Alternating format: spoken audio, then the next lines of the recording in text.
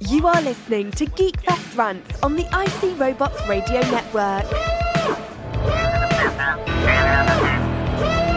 You have located Geekfest Rants, the entertainment podcast for genre geeks like you. Shall we play a game? Covering the world of vintage and current film and television since 2010. Game over, man! It's game over! Featuring in-depth conversations on sci-fi, horror, fantasy, comics, toys, and conventions. So say we all! So say we all! And now sit back, relax, and enjoy today's show. When people first came to America, they brought us with them. We are the ancient ones. And they built churches, cathedrals, or they'd erect a stone circle. Dear God, I hope you got the letter, and I pray you can make it better down here. Gradually they abandoned us. Old, forgotten gods. Now there are new gods growing in America. I can't believe it. And they want to destroy us. War's a coming, Shadow. I have a big role for you.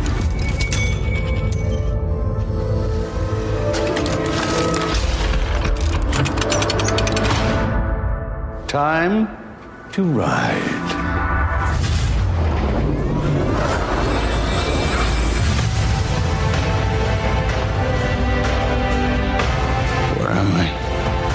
Did that happen? There's something special going on here, and I feel a part of it. He is dangerous. I need you to believe that. There's always a cost with him. Just haven't paid it yet. The war begins.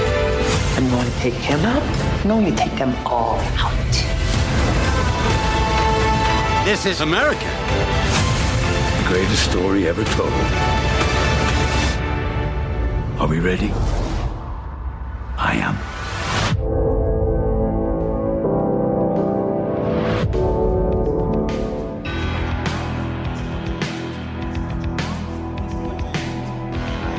Hi everybody, and welcome once again to Geekfest Rants. My name is Carlos Perron, and joining me once again, I'm going to have Steve here. Today we are going to do a preview of some of the most anticipated things that we're kind of looking forward to in 2019. Obviously, this is going to be a very heavy Star Wars presence in our list. A Star Trek presence, Marvel presence, DC presence, you name it. All the big things that we're into, and all those other offshoot things that are not necessarily franchises, but nonetheless are things that we're just kind of chomping at the bits, waiting to be able to get our hands on, even including a couple of Star Wars toys. So let's get started with our 2019 preview. We interrupt this broadcast to bring you a special news bulletin direct via satellite from our on-the-spot task force. I'm as mad as hell, and I'm not going to take this anymore! Ladies and gentlemen, can I please have your attention? Thank you, Bob. It's Mort. Mort, yes. I am Ted Baxter, and here is the news.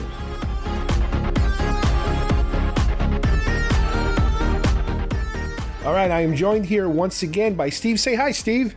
Hey, everyone. Thank you for having me back, Carlos. Appreciate it. All right. And Happy New Year to you. That's right. This is technically not our first show of the year, but I guess it could be considered the first show recorded of the year. Even though the last show was our first show of the year, we recorded it the previous year. So technically, this is kind of our first show of the year. That's right. Good point. This is a subject we're going to do today that Steve suggested last time we talked, and it's a great idea because a lot of times, we're kind of playing catch up on all these different subjects, but this time we're going to try to preemptively hit a lot of the stuff that we're looking forward to in 2019, both in television and films. And obviously, you're going to see very familiar patterns with myself, and by now I'm sure with Steve, you're kind of starting to kind of tell what Steve is into and all that stuff. And unsurprisingly, we overlap in a lot of stuff.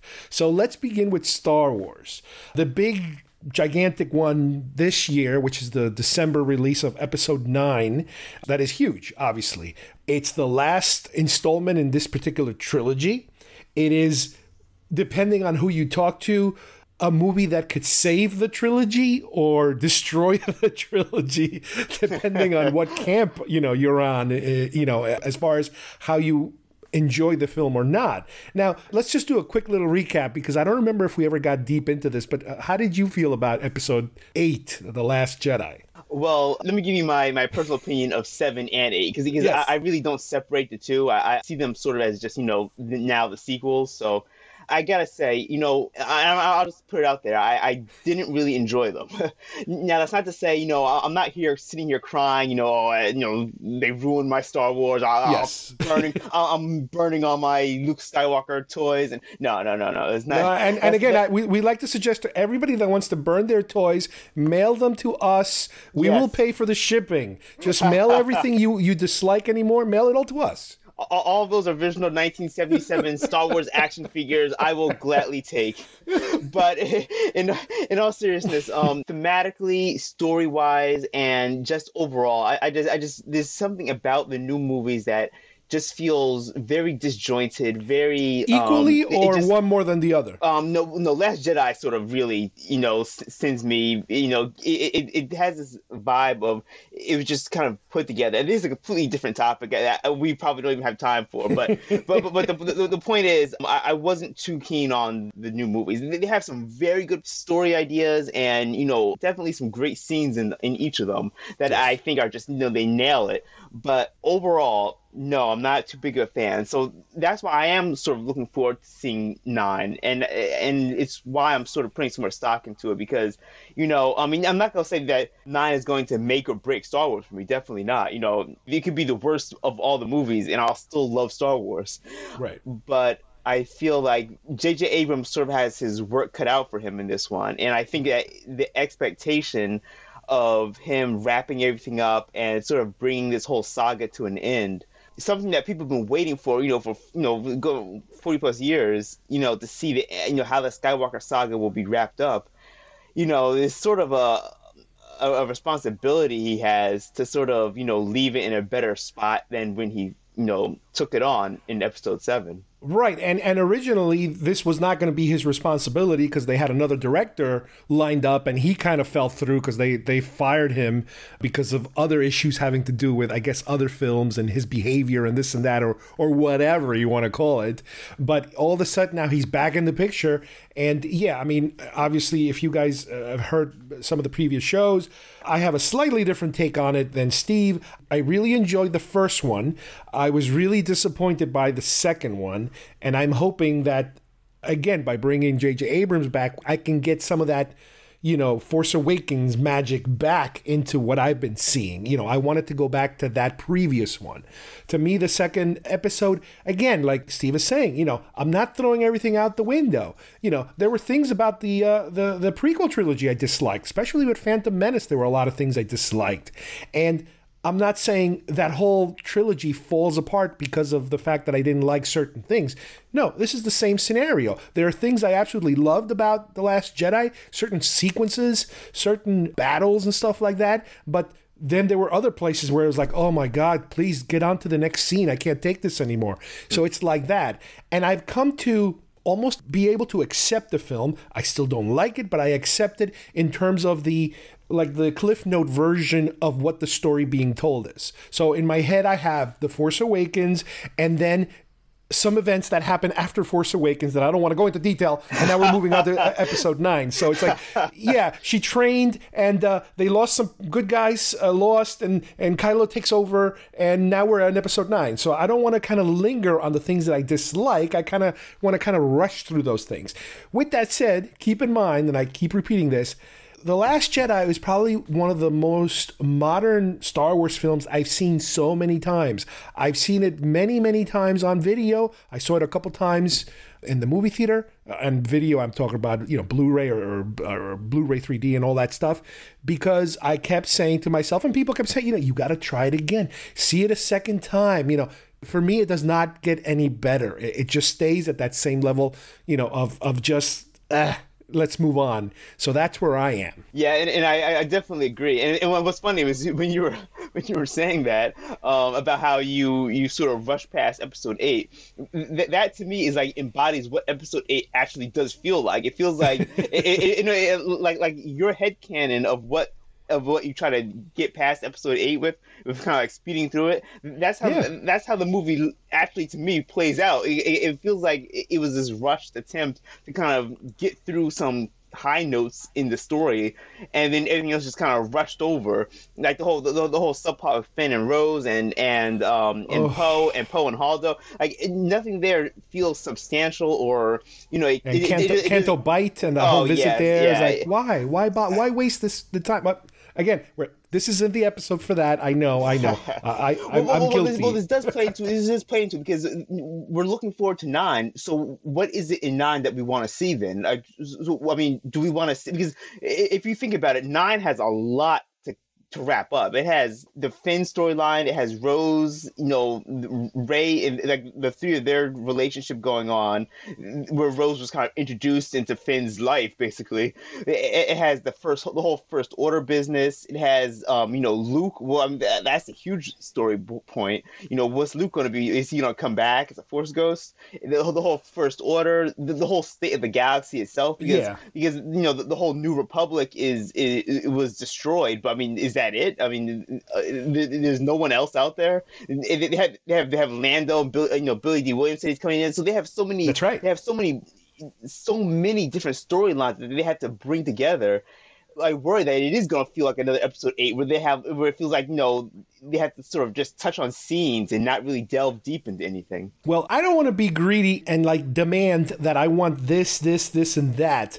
I'm looking at it a little more from afar in terms of saying, are they going to just continue with Rian Johnson's vision? Are they doing some kind of readjustment, rewriting, something so that JJ brings it back more to what he had in mind during Force Awakens? Because I've read many times that he had something different in mind and they just didn't decide to pursue that. So what course is he taking? Or is Disney going to kind of split it down the middle to please everyone? Are they going to try to please the people that are very unhappy and the people that are super happy? So, which is, I couldn't imagine how you could do that. I don't think you can please everyone. So I'm very interested in seeing how do they handle that. Yeah, and you're right. They can't please everyone. And Star Wars has such a large and, from what we see now after Last Jedi, a very varied fan base, which we're just getting evidence of it. You can't please everyone, and so I think the best that JJ can hope for is that he doesn't sort of rock the boat too much, and again, I just hopefully leaves the storyline and Star Wars itself in, again, a better spot than when he first picked it up. Yeah, exactly. Now, in the world of Star Wars, we have multiple fronts all over the place. Oh, yeah. Not only a film, but we are also dealing with the theme park that both in California and Florida, here in Florida, Galaxy's Edge is about to open. I believe California is getting it probably in June, and we are getting it here, I don't know, maybe September, October, something like that, which is going to be this theme park that we've been dreaming about for years, forever. Even before Star Wars was bought out by Disney, I used to fantasize about what would a Star Wars theme park look like. Well, this is the closest thing that we're going to get to it. An entire section of an existing park, opening up with multiple Star Wars attractions. Not only, I believe, a Millennium Falcon ride, an interactive, three-dimensional ride, I believe, and then another kind of like, I think it's like a virtual reality environment also, and all these different locations and stores and places that you would visit as if you're in that world, that already pre-existing world. Everybody walking around, employees and people in character. Even a hotel, I'm told, is being put together that you can actually kind of role play an adventure from the hotel to the park, and then you go back to the hotel and you're in that mode. Now, granted, this hotel, from what I understand, is going to be so ridiculously expensive that I'll probably never get to see it because I'm hearing something like I don't know if it's per person or per room, something like at least $1,000 a night to be able to stay in this and participate on these adventures. And that's not even including the park tickets and all that stuff. So it is huge. And I just hope that it doesn't just become a gigantic VIP, high roller type of environment that the rest of us can't even get anywhere near it because it would be so expensive. So I'm hoping for the best, and I know it's going to be super crowded. And like I said, they're both mirroring each other, both the California one and the Florida one. But California will open first, so we'll at least start to see videos and pictures and stuff of all that stuff. Television, The Mandalorian. Now, this is going to be pretty much the first time in a very long time that Star Wars and is involved in a live action something for television. Now, if I remember right, the last time they did live action might have been maybe some of those Ewok movies from the 80s, the mid 80s or something, because I'm not even going back to the holiday special because that's just a nightmare. Yeah, I was about to say, every time I think live action, I automatically think holiday special. Yeah. And the last time that they were going to do something was back when Lucas was still involved in the company, and he was going to do, I forget what it was called. You're talking about I think it's like level 13 or something? 13. Well, wasn't that a video game? Like, was supposed to be a video game and also a 20-part or a 20-episode miniseries kind of series that he actually started writing them. He had writers hired and they started writing, and the episodes are apparently there somewhere. But that's around the time where Underworld, that's what it's called, Underworld. Star Wars Underworld was supposed to be like the lower levels of Coruscant and the seedy night criminals and all that kind of stuff, and it was supposed to be kind of adultish, the show. But again, once the sale happened, that got shelved. Along with, they also shelved a cartoon series called Detours by the guys from Robot Chicken, and they also have, I think, like an entire season already pre-done, and they never released it. That's also sitting in the shelf somewhere, which we don't know if that will ever see the light of day. But all of a sudden now, The Mandalorian is coming. Jon Favreau is in charge. He's the showrunner, a pretty well-known, director. We are seeing pictures left and right of characters like IG-88 all of a sudden going to be making an appearance, and some other bounty hunters, and the whole legend of the Mandalorian warriors, that kind of thing. That we really explored a little bit of the Mandalorian culture during Clone Wars. And obviously I keep bringing up the fact that the Jango Fett and the Boba Fett character are not true Mandalorians. They're just wearing the armor, but they're not Mandalorians. Much to many fans' chagrin, really. So I wonder where this is going to go. I mean, do you have any high hopes that they could pull off a live action show? No, I do, actually. I really do. And I think, honestly, this type of story format where it's going to be, and also, I'm not sure if you heard recently, they're saying that they described it as being a limited series. So whatever that means, I think what we're going to see is that there's a set story for this, and it might not be a set number of episodes, but there's definitely, a beginning, a middle, and an end already, written out. So I think that type of storytelling fits perfectly, because you don't want something that's going to be dragged out, season after season, exactly. Not knowing where, especially recently with Lucasfilm, you not knowing where they're going, or, so I think it's phenomenal that they have, something planned out, and that it's going to, tell a certain story and end. I have really high hopes for this. I love how they're sort of cut, getting some more deeper cuts like IG-88. The whole show itself feels like it's more for us, it's more for, the sort of more adult audience rather than like Star Wars Resistance. As cool as that show, looks, it looks beautiful. That's not really for, our age demographic, which is fine. No. But, The Mandalorian, this show feels more like it's catered toward us. It's going to have a lot more references that we're going to get, more of an adult sort of, theme and everything. So I'm really looking forward to this one. Yeah, and they have a pretty good role model, if you will, or a guinea pig.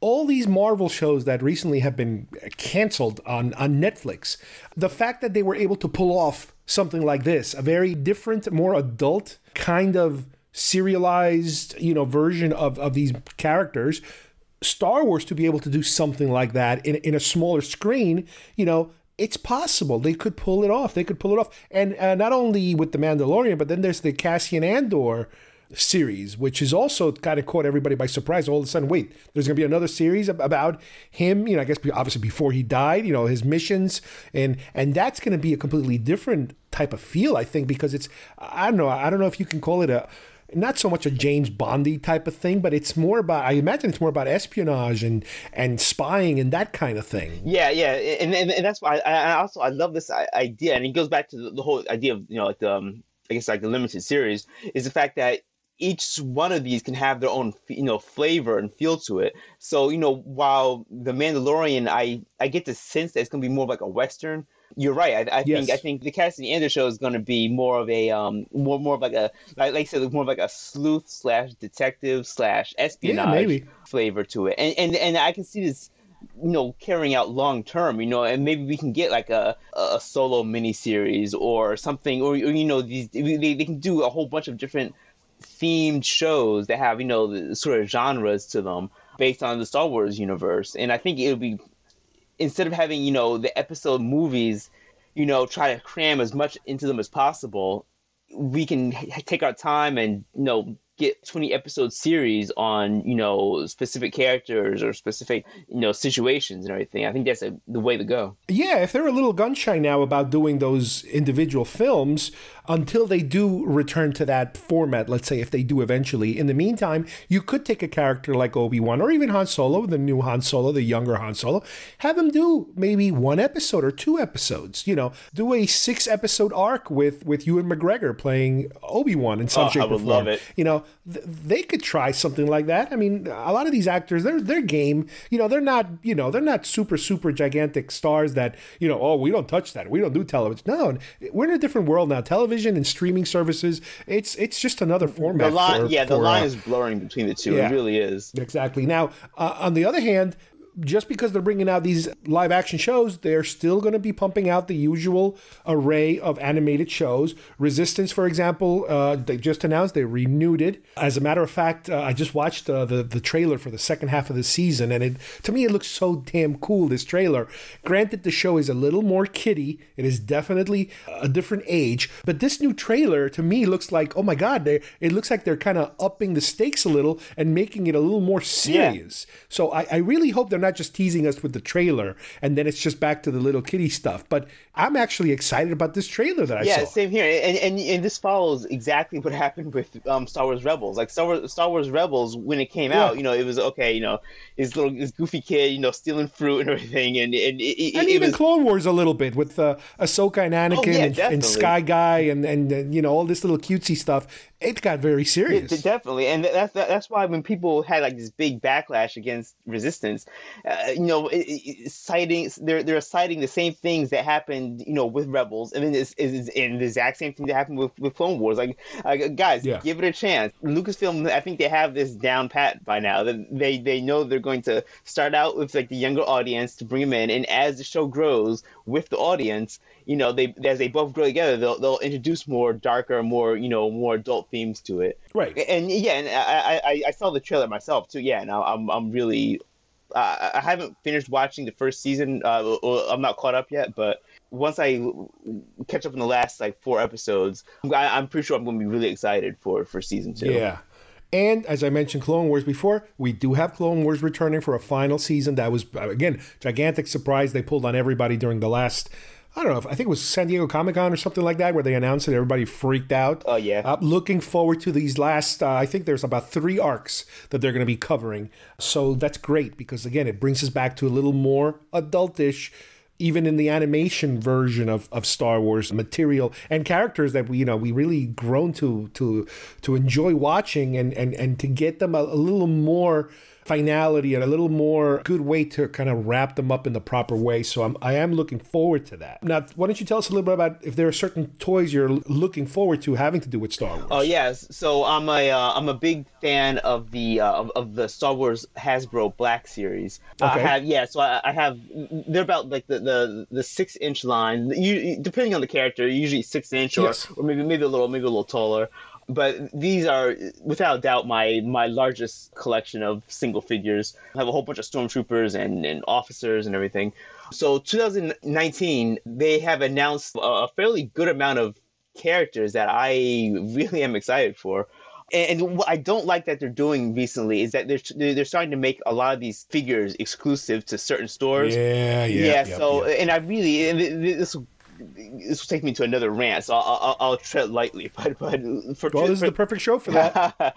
for 2018, they had like of all stores, Walgreens had an exclusive figure. So I had to know. Was it General Veers? One of them? I know I've got one for my son. Yeah, it was General Veers. Yep. And and then I had to go around to Walgreens. I had to go like 3 different Walgreens before I found them.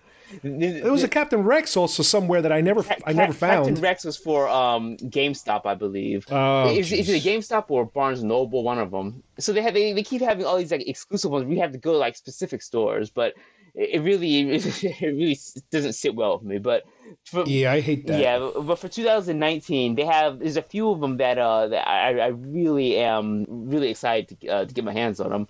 And my number one pick actually is they're releasing the Clone Wars Obi-Wan Kenobi, and so they do have him already in one of the previous lines, but this one is his animated version where it's more of him in the battle armor. So you see him, you see him with the beard. He has kind of like that news anchor comb over, and he also has the white trooper armor on, and then as well as kind of like the Jedi shawl kind of over, and it looks great. He has the lightsaber out, and this is actually probably my favorite version of Kenobi actually. Yeah, I don't know why. I just love the idea that a Jedi, even though, he is with the Force and everything, still has to put on, some clone armor just in case for this, just in case for the stray, laser shot that he might miss. So that's coming out in late 2019, it looks like. And then they have Mace Windu going to be released, and that's going to be earlier in 2019. And this is, this is Mace in his, obviously, Jedi robe, the purple lightsaber. And I gotta say that the faces on the characters now have really improved since when the Black Series started. Now, the faces were horrendous. Like the humans' faces, rather, they were horrendous when they first started. Now, the new technology they have now, the faces are just spot on. Like I'm looking at my Captain Piet figure, and he looks just like the actor in the movie. It's remarkable. And the last figure I'm looking forward to is General Grievous. Actually, not a character I was like in love with when I first saw him, but over the years, he's actually really grown on me. And the figure they have just looks amazing. He's like all 4, he has all 4 arms outstretched, and the 4 lightsabers. So. Yeah, so I really can't wait for this one. Yeah, this must be a much larger than your typical figure because he's taller and wider when he opens up those arms. Yeah, it's true. So he has to be a bit above the normal 6 inches. Yeah, maybe they might make him into maybe like 8 maybe. He's a lot taller than Obi-Wan in the movie. So. I usually don't collect the 6-inch ones religiously. I might get one here or there because I just don't want to. When I start collecting something, I could potentially lose it and start grabbing everything, so I try not to do that. But I do have here, I have a Lando from Solo, and I want to get an L337 because I know that one's also coming out, I think, early this year. In the 6-inch wave. So I want to get her because then I got those two together, especially since after the last show we did, it's like I want to have a representation of that character. But the one that I've been chasing and I've been hoping that they finally put out, and I'm hoping one day they'll even put a 6-inch version. There's a 3 3/4 new version of Klaatu from Return of the Jedi. And I love having Klaatu figures. I have here in my desk the original Kenner one, the Hasbro one that was released, not as an individual card, but as part of a 4-pack or a 2-pack or a 3-pack or something. And this is the first time that they're going to release him in a modern version, resculpted, carded, and I believe the card is one of those vintage cards like the original Kenner style. So I'm going to probably end up getting one carded and one open to have because I have this little mini Klaatu collection of just about anything I can get Klaatu related, but it has to be Klaatu as the skiff guard. And the psychotic reason why that's my particular focus collection is because that was the character that Corey D. Williams played, which is Billy D. Williams' son. Oh, he really? played him. And he was also the stunt double for Billy D. Williams during Return of the Jedi. So I have my autographed picture of Corey D. Williams, wearing his Klaatu outfit. I have an action figure here, an original 1983 Kenner one, in the bubble and everything still. So I have him as a Facebook friend, and a lot of us have been asking him for it's like, when are they gonna put a proper modern version of your figure out? And it's like an ongoing joke, for the last I don't know how many years. And now it's finally coming out, and I know he makes the convention rounds. So if I ever get to see him in person, I'm going to have him autograph that one because it'll finally be a modern version. Again, until one day, hopefully, they'll make a 6-inch version, which would be even better to have a larger Klaatu figure. So that's another crazy side, toy focus that I have, my Skiff-Guard Klaatu. But luckily, I'm happy when there's not a lot of stuff that I'm looking forward to toy-wise, because then I just completely lose my mind trying to find this stuff and going on eBay and asking people, oh, if you see one in the store in this other state, get it for me, and then ship. It's just crazy. So in a way, when Toy Fair happens and all the different toy fairs that happen during the year, or the Comic-Cons and New York Comic-Con and San Diego, and more toys are announced, when they don't have a lot of stuff that I'm super, super interested, it actually makes me happy because I'll be saving money and I don't have to go crazy running around trying to find a lot of this stuff. So these are a couple figures here or there that I'm going to be hunting down for. But let's get back to television and movies, because that is the main thing that is driving, especially with all these toys. Let's talk a little bit of Marvel and DC. What do we have coming up on 2019? Let's start with Marvel, because that seems to still be the giant one. It still seems to be the leader of the pack. I'm going to just hit a couple of movies here. The big ones: Captain Marvel, Avengers Endgame, and Spider-Man Far From Home. So let's start with Captain Marvel. What is your take on Captain Marvel? I am really, really excited for Captain Marvel. And honestly, I don't know why. In fact, I think I'm more excited for Captain Marvel over Avengers Endgame, to be honest. It just seems like such a fresh take on, a fresh start. And I guess maybe because it's set, in the 90s and has this, sort of not bubble storyline, but it's like it can be its own thing, it feels like. And the character is I'm not so familiar with Captain Marvel, where I'll be bringing a bunch of baggage into the movie theater like I always do with comic book movies. So that's why I think I'm a bit more excited about this one, because let's be honest, with Avengers Endgame, there's a lot of emotional and storyline from the previous storyline, a lot of stuff we have to bring in with it. It's a very heavy story.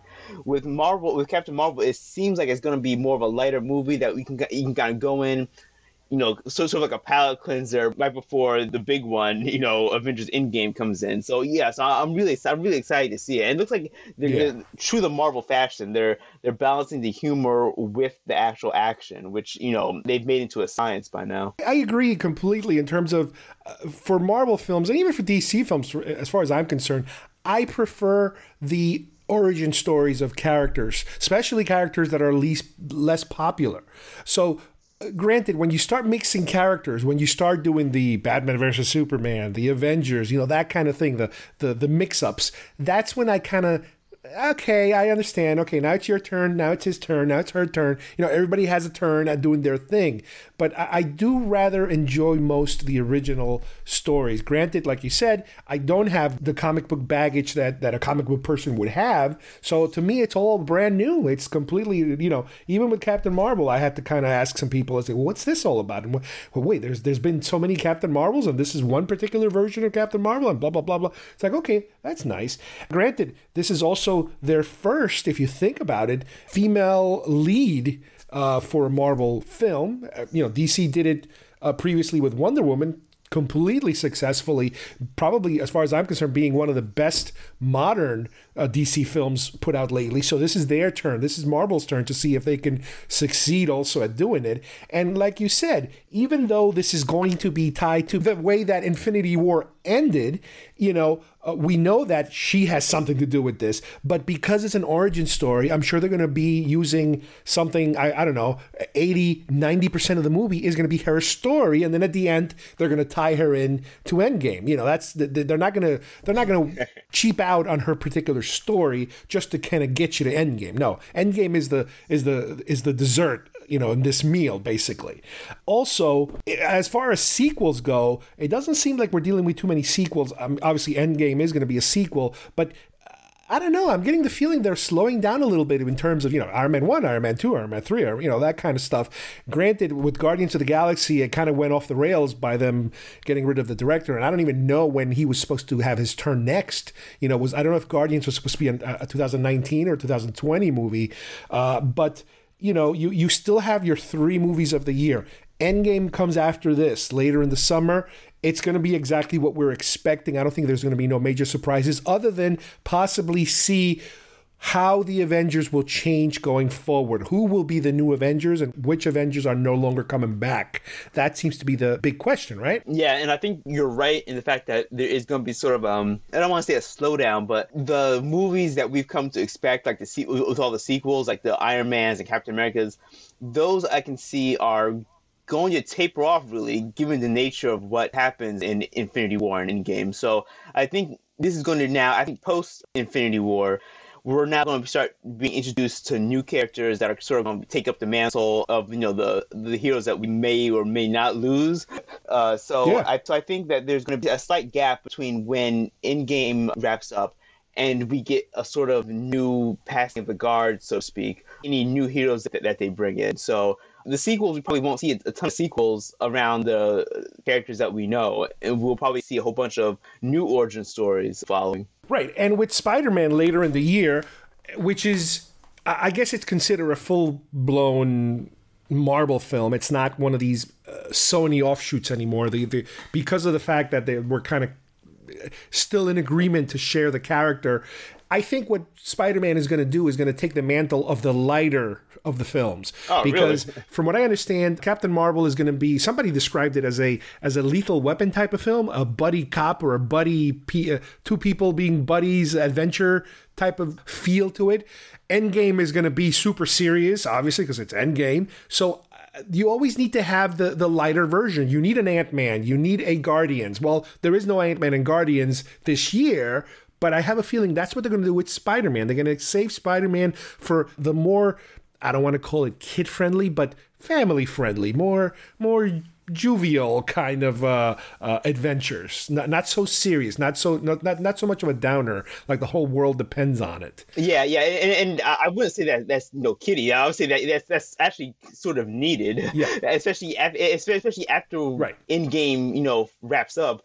I think we're going to, everyone is going to need some sort of more of a more lighthearted story, something with some hope in it. Right. Now, with that said, there are other Marvel-related entities. Dark Phoenix is still coming out. I was still wondering after a while, is this thing going to actually come out? Well, it is going to come out because it was part of the deal before the buyout of Fox, films from Disney. So that will get, I guess, a way of wrapping up that wave of X-Men new films that we've been dealing for a while. I mean, are you interested at all in this one? Oh yeah, actually, I really am. And I was following this from when we saw the first leaked set photos. It looked really good. I saw some of the costume designs that they had, and they seemed to be taking a lot from Morrison's type of story of Uncanny X-Men. Which they have sort of kind of like the blue and yellow sort of costuming and design to them. That's actually one of my favorite story runs on it. And then the fact that the theme of the movie sort of, we got rumors of it first being more horror based, and then it changed to being more, kind of more, I guess, adult, more like R-rated. Okay. But obviously not. But it's supposed to be more of an adult theme to it. But the theme that they were pushing was going to be a lot darker than the previous X-Men movies. Okay. So I'm not sure if they're going to keep that theme, or because for a while I haven't heard much about it, to be honest. For the last maybe 2 or 3 months, it's been pretty quiet in terms of any sort of set photos or anything. So I definitely am still looking forward to it, and I really hope, as the last of the Sony's releases, that they actually knock it out of the park. Yeah. Now with DC, they're taking an unusual route this year. To me, it almost feels like they're concentrating mainly more on television than on film, because the big films that are DC related are films like Shazam and Joker, which yes, they are DC characters, but Shazam is not really part, as far as I think, of this new wave of, you know, Aquaman and Batman and Superman and Wonder Woman. He's not part of that. It almost feels like a side thing, kind of like Deadpool was a side thing to the existing Marvel because it was a side project. And Joker, you could say, oh, well, there you go. Joker was part of the Batman versus Superman world and all that. And what do you call the other one? The Suicide Squad. Yes, he was, but this is not that Joker. This is yet another rendition of Joker because they're still theoretically planning on doing something with that other Joker at some point. So it seems really strange that they're bypassing just about everything. We do know that there's a Wonder Woman film that's going to be released the following year that will continue those other films we saw at least. But don't you find it a little strange that they're skipping their normal films? I find it strange, but to be honest, I actually sort of see what they're trying to do, and I think that this. And I could be completely off base here, but from what it feels like, it feels like that. For so long, DC, and I think we touched upon this on one of our previous shows, for so long, DC has tried to sort of emulate the Marvel way of having this shared universe and everything's connected and every single movie will tie into all the other movies and they have these big, you know, connected endpoints like, you know, the Avengers movies that sort of bring all of them together. I think what DC is trying to do now is trying to say, okay, we can have a shared universe, you know, on one side, but we also want to introduce this thing called, you know, the Elseworlds, or sort of like, you know, one-off movies where it doesn't necessarily have to be connected. It could just remain as its own story.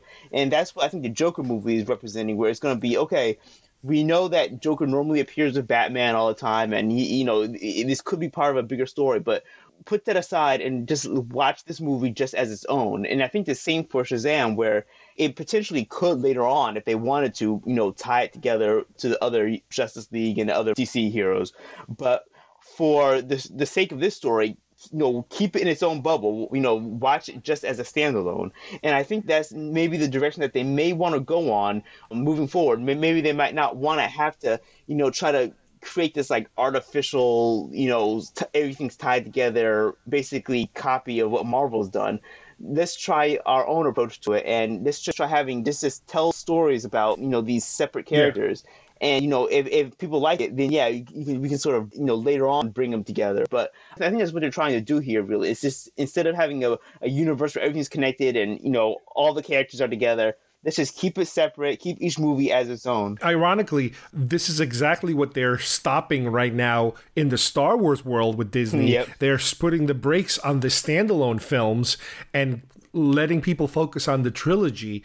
And it looks like DC is doing the opposite, is doing exactly that. They want to let people focus on the standalones. Now, with something like Shazam, again, it's completely a different animal because it's a very lighter tone, comedic, practically, type of superhero film, which, correct me if I'm wrong, but we haven't seen that yet from DC, have we? I mean, the closest thing would be Suicide Squad because of the banter between the characters, but it was nowhere near as funny tone. This is more, again, in the Marvel side, this would be more Guardians or Ant-Man material. Yeah, it's definitely Ant-Man material, which isn't a bad thing. It's just I guess it's sort of disjointed feeling coming from DC, because DC isn't really known for their humor, you know, so to speak. Just watching the TV show Titans, you know, yeah, humor and lightheartedness doesn't really go well with the DC, their normal fare.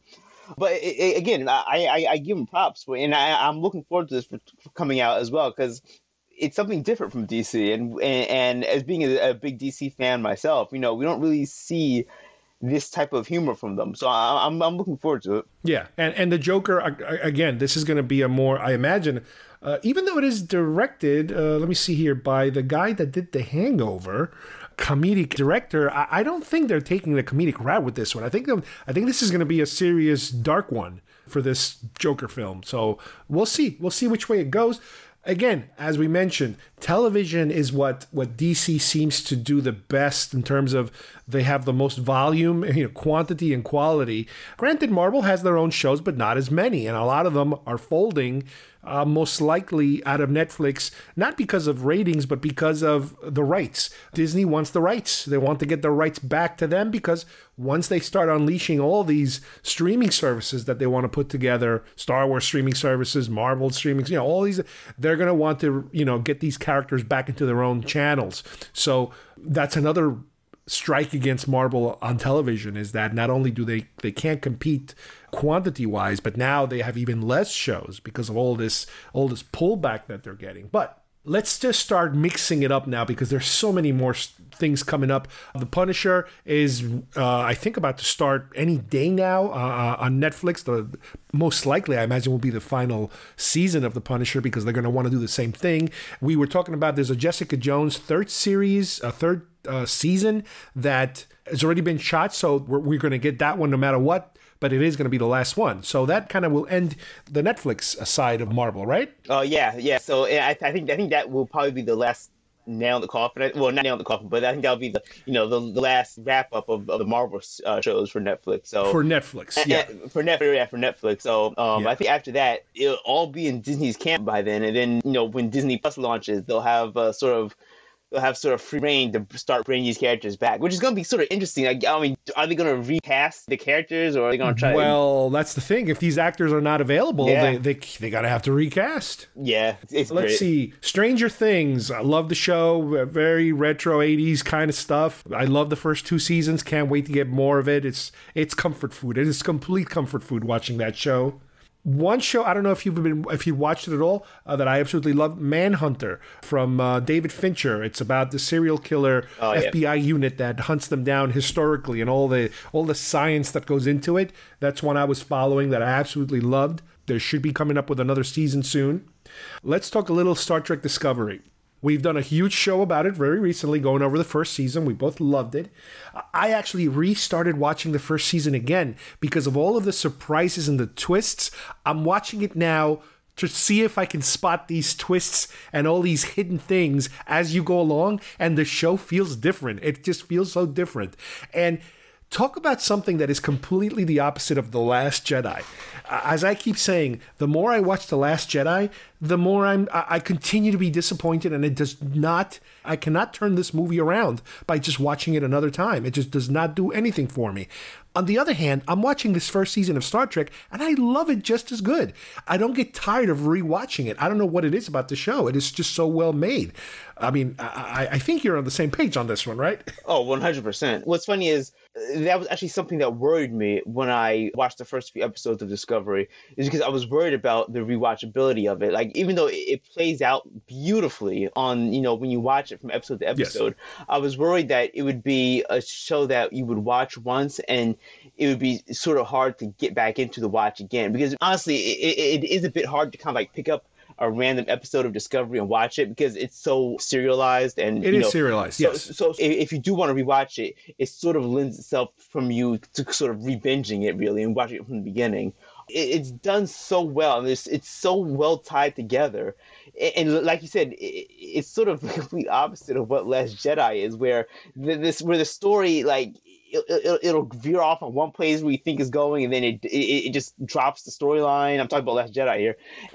But with the entire season of Discovery, it's so, there's hints in the beginning, there's things that you can watch out for, and even, like, just to give you a quick example, the black badges that we see in the beginning of Discovery, the black badges, now they aren't brought up again in that first season, but if you watch the trailers for season 2, they absolutely are brought up, and they do continue that plot point where it does confirm, and I won't give any spoilers or anything like that, but it does sort of confirm what many fans have been speculating about what the badges mean. But Discovery was, the first season was really, I mean, I did have my problems with it, but it was really, really great. So season 2, the trailers for it look amazing, and they're starting to bring back, the older looking costumes, and we looked at this before, but just the more brighter costumes, it seems like they're making it, embracing a little bit more of the humor to it. It looks phenomenal. I really can't wait for this. I recently watched, and I'm sure you might have already watched them, as those short treks, the 2 additional ones, because we reviewed the first 2, and I finally watched the one about Saru's family and where he came from, and that weird planet and that weird sacrificial thing that they had going on with his race, and him finally getting out of the planet. And then the one with Mud, which was hilarious, which is great. The one with Mud easily is my favorite. The humor in that was so spot on. And it was directed by Rainn Wilson also. He's not only stars, but he directed it. So he's, really? I know that. Yeah. And you know what I also loved about that one? The music. They do this kind of night loungy 60s Star Trek rendition of the theme song that it was like, oh my God, this is so weird. I can't wait to download the soundtrack. If the composer is the same guy who composed the first, I think it was. I think it's Jeff Russo. I think his name. I'm not sure. Yeah. And he's the guy who also did the music for Legion.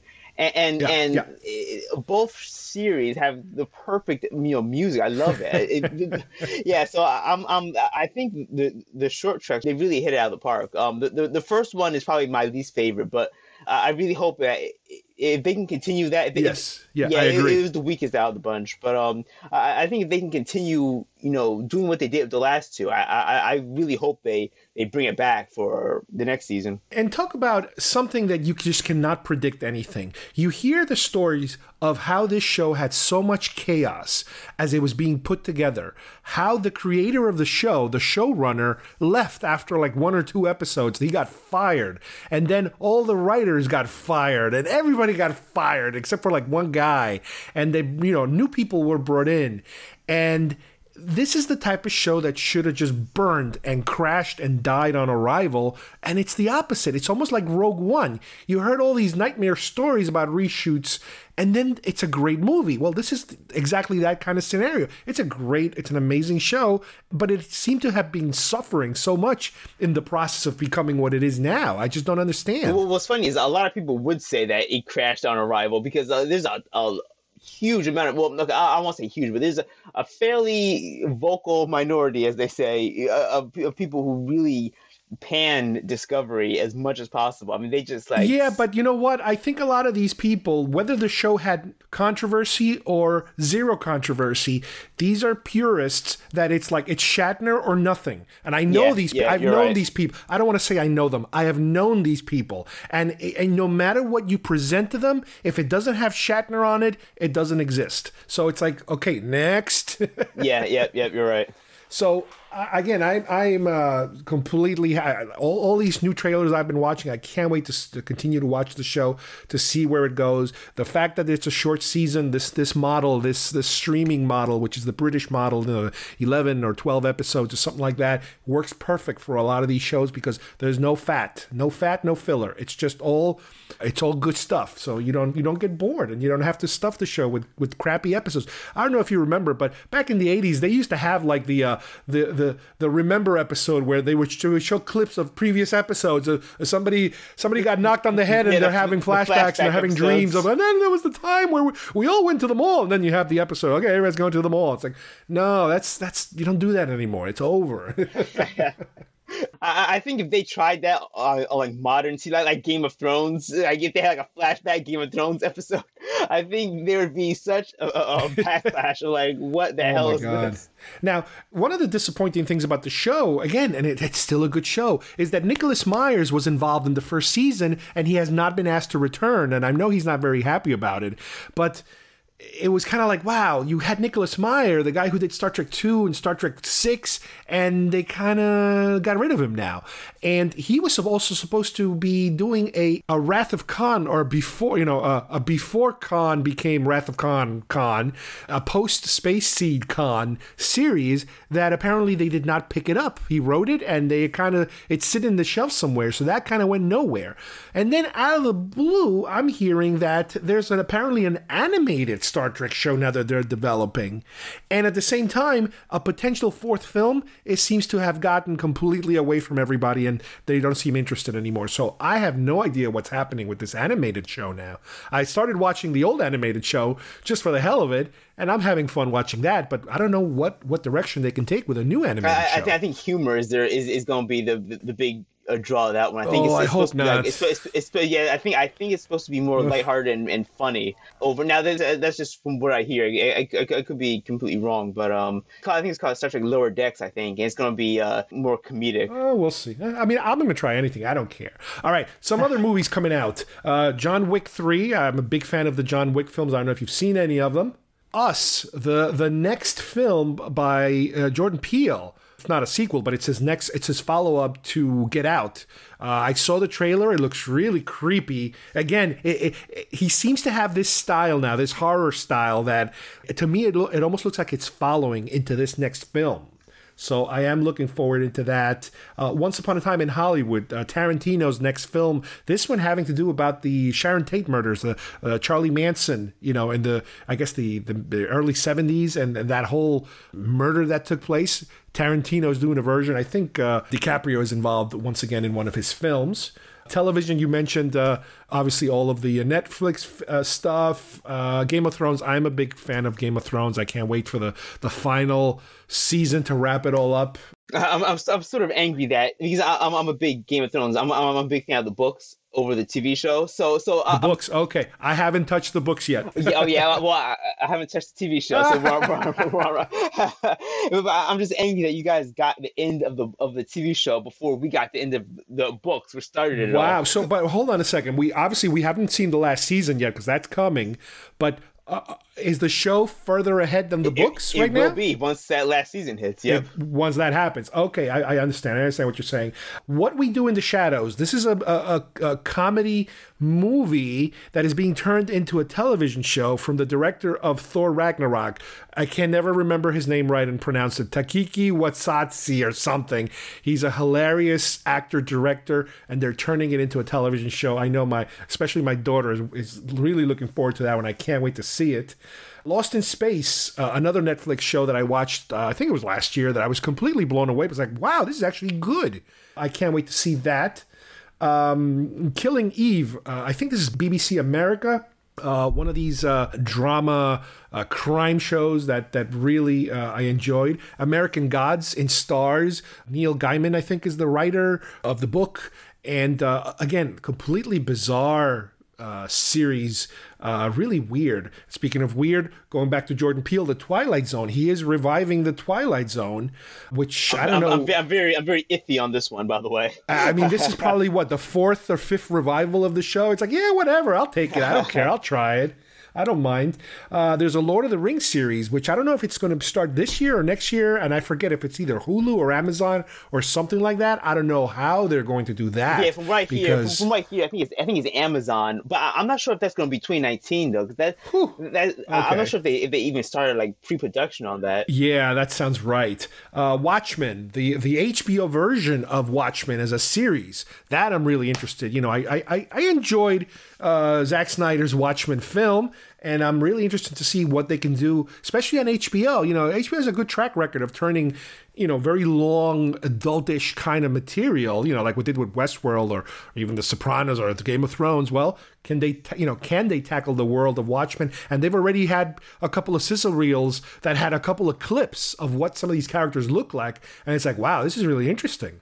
I don't know if you saw them yet. No, not yet. Actually, I haven't been following this. As close as it probably should be. They're out there. The Dark Crystal. They're making a series out of that. Again, not exactly something that I'm chomping at the bits for the last 30, 40 years, but it is a retro kind of thing that it'd be interesting if they can do something with it. I know it does have its own cult following, and yeah, I'll take a crack at it. Yeah, I definitely will as well, and I would be so much more on board of this if this was Labyrinth though. I'm a really big Labyrinth fan. I got my sister. Don't be surprised if that's right around the corner. That I'm sure there's been Labyrinth rumors, for especially since Bowie died. Yeah, it's been kind of like in the ether out there, and people are saying they want something with Labyrinth. Don't be surprised if somebody grabs that. I hope so. Here's one that I'm sure it's on the number one of your list, Swamp Thing. Yes. What can you tell us about that? This is I've been actually trying not to pay attention to like the casting and everything because I want to be surprised. Like I'm a huge Swamp Thing fan. Like in back of me right now, I have I have a few Swamp Thing comic books on my wall, and I love what Alan Moore did with it. Like I have his entire run of all the trade paperbacks of the entire thing. Did you like the movie, the first film that was made? No, not really. No, I can't say I did, and nor did I like the late '80s Swamp Thing cartoon. Oh, that's right. I forgot about that. So, wow. Yeah, that did exist, unfortunately. But seeing how DC has handled their shows like Titans and how they introduced Doom Patrol and the show Gotham and those sort of like longer format style shows, I really think that Swamp Thing will lend itself because he's just like a dark, brooding character where not everything is like fast paced and there's no like explosions and quick turnarounds. Everything traditionally, Swamp Thing is a much more slower paced character. So I really am excited to see how they handle this. Well, on the DC side, again, and on television, there's just way too many things to even mention, but one of them is the, what's his name? Pennyworth? They were doing a whole series just on that character? Yeah. And I wasn't really following that as probably as I should be as well. But yeah, I hear Pennyworth is getting its own show. Wow. So yeah, DC is a lot to actually look forward to. And of course, they're bringing back, the other already ongoing series like and Batgirl's also coming. Yeah, that's right. I forgot about Batgirl. Yeah. That Batgirl, they have Doom Patrol coming, and I think one more. I think isn't it like Stargirl or something. Stargirl. Yeah, I saw that. I saw a picture of her. It's like yeah. She's got like a Captain America star on her chest or something. It's like, what is that about? I have no clue what all this is about. Here's another one I want to throw at you. It has nothing to do with DC or Marvel. Hannah. This is a movie I watched a long time ago about this girl who has these experimental powers that makes her very athletic and a fighter, but she's like 12 or something. They're turning it into a series, which I'm very curious because I really enjoy that movie. If you ever have a chance, watch it. And you might be more familiar with this. Netflix apparently is developing an anime Ultraman. Do you know anything about this? I heard about it. I should have been following this closer. Wow. I do actually like Ultraman, but yeah, I did hear about it. I'm not sure if they started development on it yet. From last I heard, it was just a rumor from last I heard. But if they are, and if it is kicking off in 2019, that's another one I'm gonna have to put down and see if I can like binge the whole thing or something. Yeah, Netflix has been getting a lot of like animated shows under their belt that are really good. I just finished watching, I guess it's the second season of Castlevania, and man, that was so damn good. I couldn't believe it. I'm like, I really hope they go for a third season. Yeah, I heard Castlevania was actually surprisingly good. And also to pivot back to DC for a sec, speaking of animated, the Young Justice series is picking up for season 3, and that right. I think actually might have already started.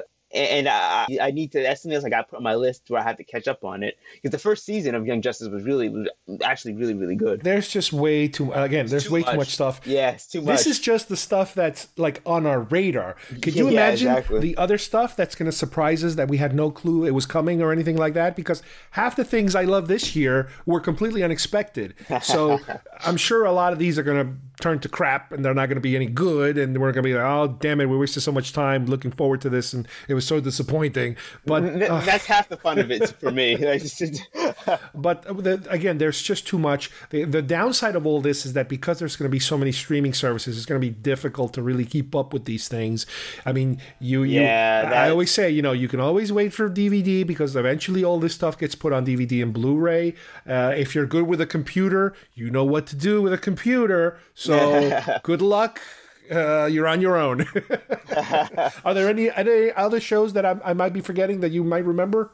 I think that's it in terms of TV. The only thing else for movies, real quick, is that I must give a shout out for Godzilla, which that's right. Which I'm really excited for, and I think just from that trailer, is it King of All Monsters? Yeah, I think that's the subtitle. Okay.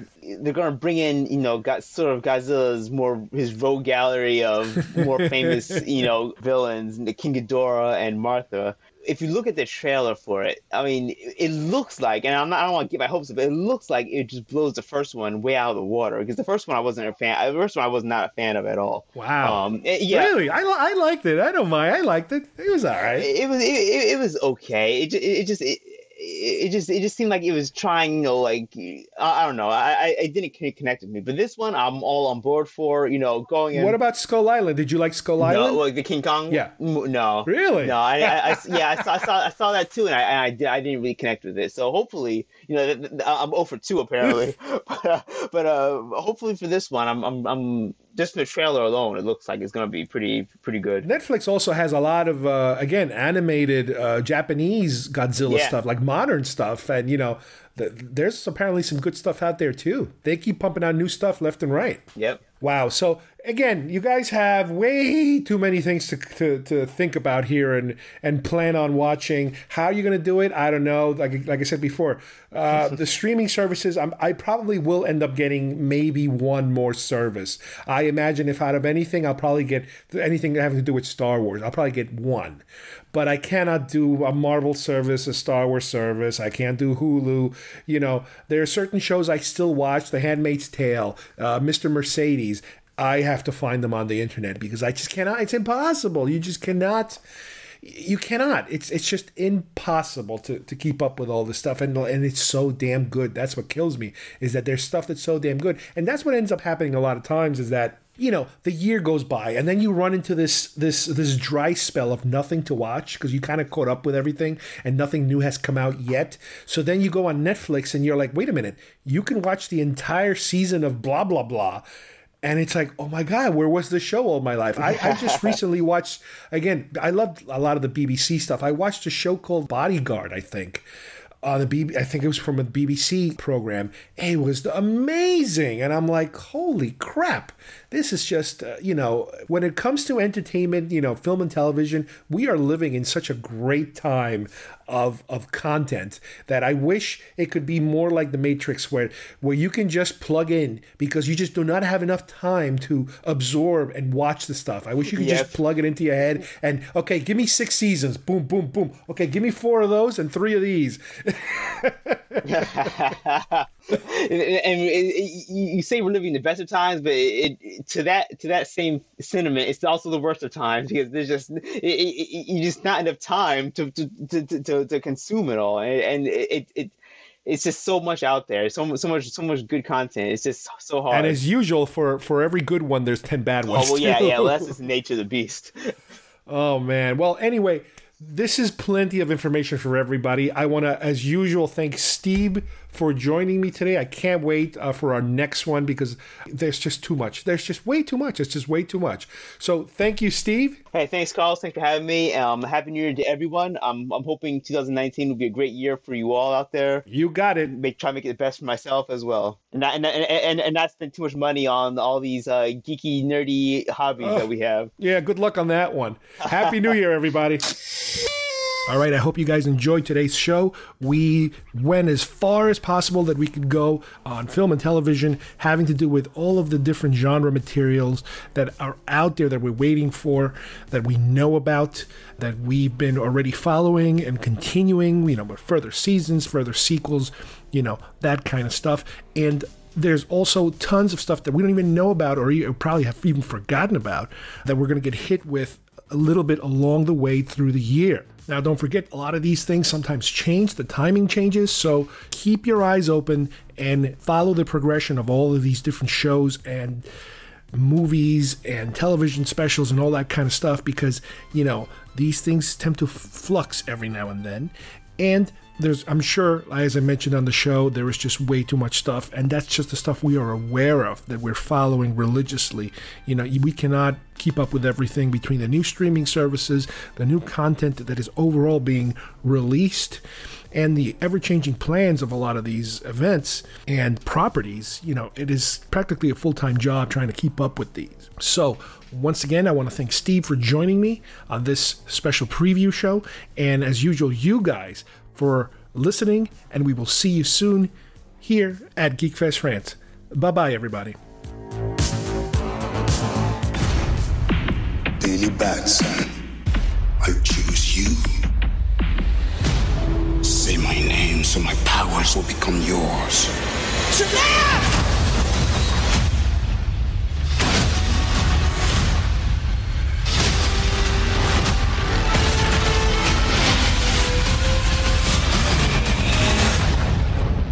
I'd like to purchase some of your finest beer, please.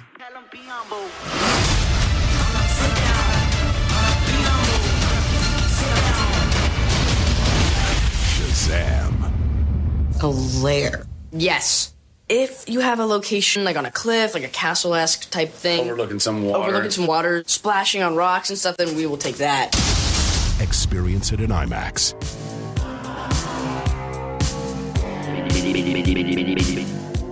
If you would like to subscribe to our show, send us messages, or see video links to some of the topics we talked about today, please visit our homepage at geekfestrants.com or our YouTube channel, Facebook page, or iTunes at Geekfest Rants.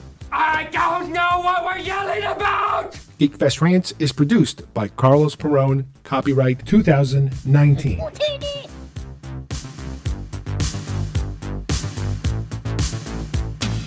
This broadcast is part of the IC Robots Radio Network.